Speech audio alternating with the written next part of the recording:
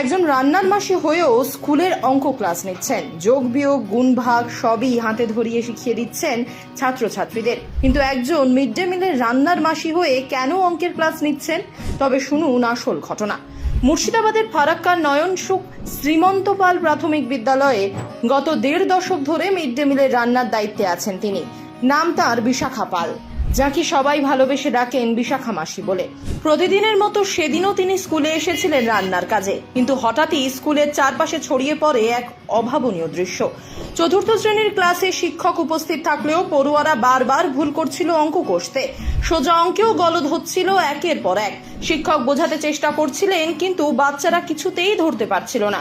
দরজার পাশে দাঁড়িয়ে সব দেখছিলেন বিশাখা মাসি। ছোট ছোট মুখে হতাশা আর অক্ষমতা দেখে যেন তার নিজের মনটাও ছটফট করতে লাগলো। শেষমেশ আর নিজেকে আটকে রাখতে পারলো না। বিনয়ের সঙ্গে শিক্ষকের অনুমতি নিয়ে ঢুকে পড়লেন ক্লাসে। হাতে নিলেন চক, সামনে ব্ল্যাকবোর্ড, আর শুরু করলেন জাদুর মতো অঙ্ক শেখানো। একটি একটি করে প্রতিটি অঙ্ক এমন সহজ করে বোঝালেন যেন সংখ্যাগুলোর ভয়ই উবে গেল ছাত্রছাত্রীদের মন থেকে। জলের মতো করে শিখে নিল ছোটরা। অঙ্ক হয়ে উঠল আনন্দের খেলা। মুখে ফুটলো হাসি, ফিরে এলো আত্মবিশ্বাস।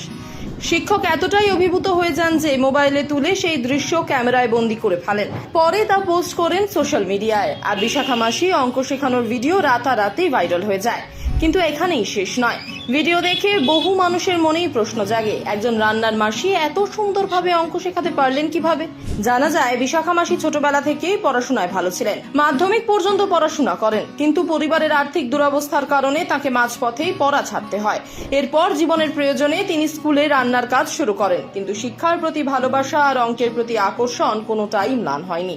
কঠিন কঠিন অঙ্ক কষা ছাড়াও একটা পছন্দ আছে মাসির, তা হলো রবীন্দ্রনাথের গান আর কবিতা। প্রিয় শিল্পী সন্ধ্যা মুখোপাধ্যায়।